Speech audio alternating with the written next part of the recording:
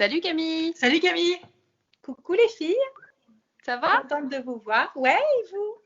Bah super, très contente de te voir aussi et que tu nous accueilles aujourd'hui dans ta maison atelier À Paris, à pas Paris très loin de chez vous. Et voilà, près du canal Saint-Martin, exactement. pour nous parler du coup de ton travail de cyanotype. Avec Marie Vanditelli, donc qui n'est pas là, qui est mon associée et avec qui j'ai monté Invincible été. Top. Déjà, est-ce que tu peux nous raconter exactement ce que c'est qu'un cyanotype pour notre public? Alors, tout à fait. En fait, le cyanotype, donc, c'est pas une invention que j'ai faite moi. Ça date du milieu du 19e. Et en fait, c'est dans les prémices de la photographie. En fait, il y a eu un chercheur qui s'appelait Herschel, qui était astronome et qui s'est rendu compte qu'en mélangeant deux produits, il obtenait une solution photosensible. Et en fait, lui, il était dans un procédé de reprographie parce que la photographie n'existait pas à l'époque et il s'est dit qu'il allait essayer de faire un système de reproduction. Donc lui, il était astronome, c'était un scientifique, c'était pour ses études, mais il a inventé sans le savoir le cyanotype qui a été repris à 2-3 ans d'intervalle par la fille d'un confrère à lui qui s'appelait Anna Atkins, qui était une botaniste anglaise et qui est devenue la première femme photographe au monde. Et ça a été les premiers herbiers photographiques au monde ont été faits avec cette technique du cyanotype. Et après, cette technique, en fait, elle était magnifique. Donc, elle donne ce bleu de Prusse qui est uniquement qui est le bleu lié à cette réaction de ces deux produits chimiques qui sont le ferricyanure de potassium et le citrate d'ammonium ferrique, qui, une fois qu'ils sont mélangés, donnent une solution qu'on appelle ferrique. D'accord? Donc, c'est une invention de la photo qui, après, en fait, est tombée dans l'oubli extrêmement vite. Elle aurait pu rester. Mais comme la photo couleur est arrivée par la suite, que la photo argentique est arrivée, enfin, qu'il y a eu une énorme révolution photographique dans les années qu'on suivi, en fait, c'est tombé dans l'oubli.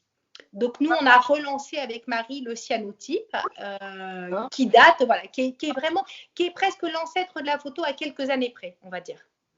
Ok.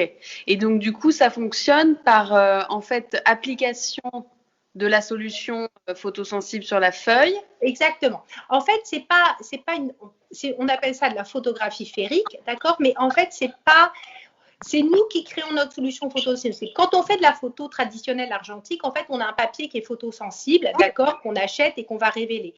Là, en fait, c'est nous qui créons notre solution. Le papier, c'est un très beau papier aquarelle parce qu'il va devoir supporter d'être gorgé d'eau plusieurs fois de suite pendant le process, mais c'est un papier aquarelle qui est enduit d'une solution photosensible qu'on prépare nous.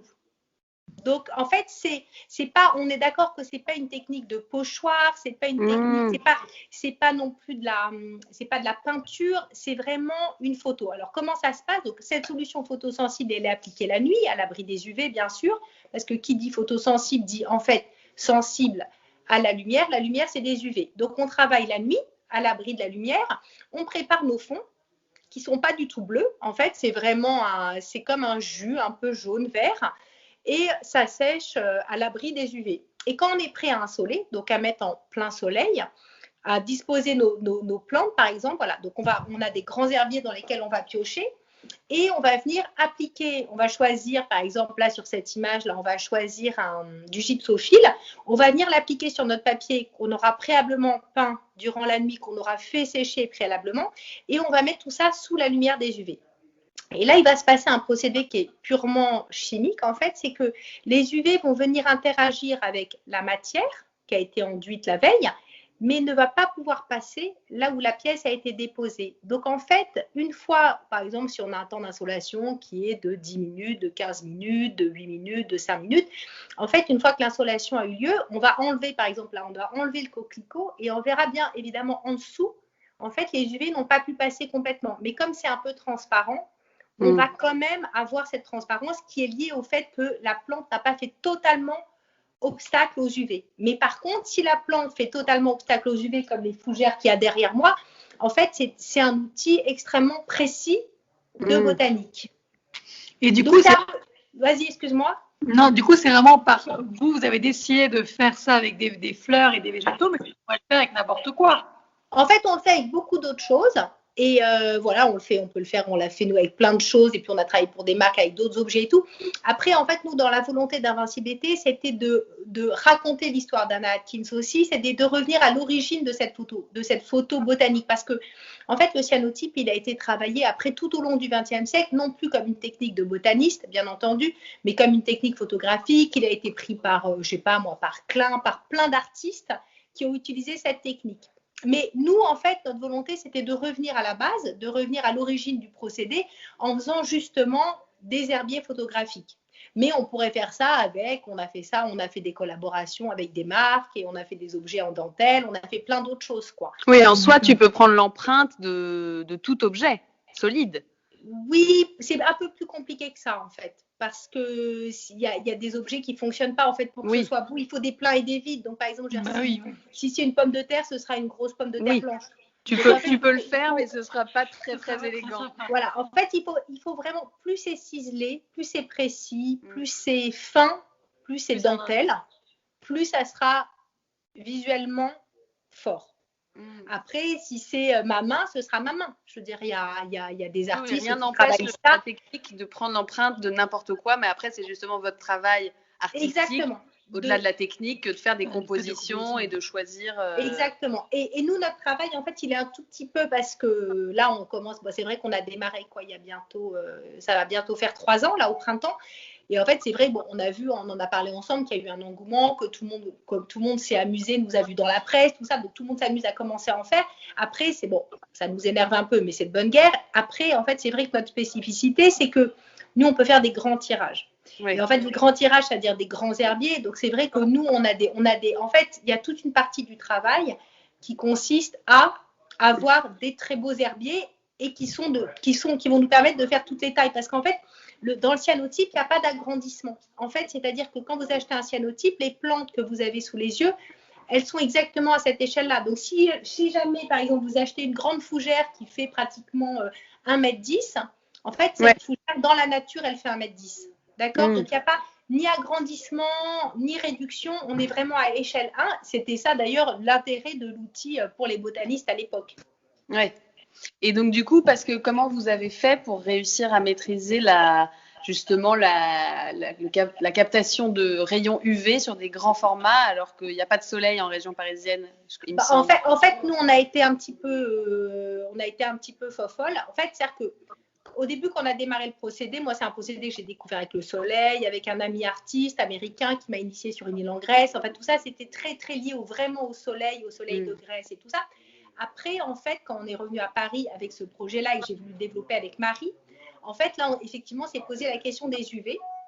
Et donc, à ce moment-là, en fait, on a eu cette idée, j'ai eu cette idée un peu dingue, et Marie m'a suivi là-dedans, de se dire, si le soleil n'existe pas, alors inventons-le.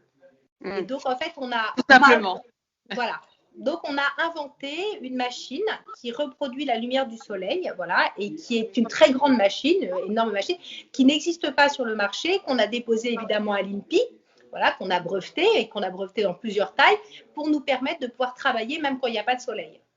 D'accord. Et c'est là, du coup, que vous arrivez à faire ces grands formats qu'en fait, personne d'autre ne peut faire parce qu'il n'y a que vous, à part ceux qui habitent en Grèce. Voilà. Si on habite en Grèce et qu'on a vraiment un terrain très plat et qu'on a vraiment une très grande feuille de très bonne qualité, que vraiment, voilà. Mais ça reste quand même... Vu à quel point on est pompé depuis 2 ans sur les petits formats, je pense que si c'était possible de faire les grands, il y en aurait aussi, et on ne voit pas. Non, ça commence à être beaucoup plus compliqué aussi pour trouver les bons papiers et tout ça, quoi.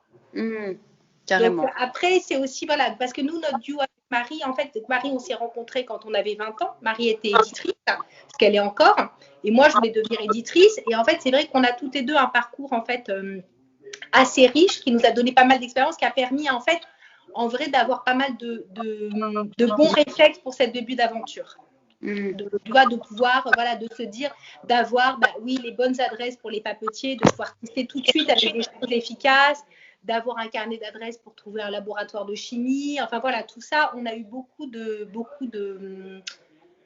chance, mais lié aussi à notre expérience. Voilà, on a pu être bien placé à mes objets, là où on s'est rencontrés, parce que voilà, moi je suis dans la déco. Donc on n'a pas été pistonné, jamais, mais on avait assez de bouteilles pour se dire, ça doit être à mon avis comme ça qu'on va faire. Et tant mieux. Ouais. Et d'ailleurs, merci pour ce petit dépôt, parce que tu nous as livré toutes les petites nouveautés qui vont être disponibles sur le site. Canon. Parce qu'on était toutes nues après cette expo rue d'Uzès où on a vendu nos petits bébés, nos petits cyanotypes à tous nos clients. Et donc, du coup, des nouveautés sont disponibles sur le site et au WeLoft pour ceux qui veulent. Génial. Merci. Ouais, non, mais c'est super parce que c'est vrai que voilà, je trouve que vous faites un super boulot de nous représenter et c'est très important pour nous parce que vous êtes une très belle vitrine. Tu vois, c'est vraiment, on est ravis. Nous aussi. Et merci de toutes ces merveilles et à très bientôt du coup. À bientôt les filles. Merci beaucoup. Camille, merci pour tout. Hein. N'hésitez pas pour d'autres leçons de physique-chimie. Bien sûr. Merci. Merci beaucoup. Bye. Ciao. Bisous.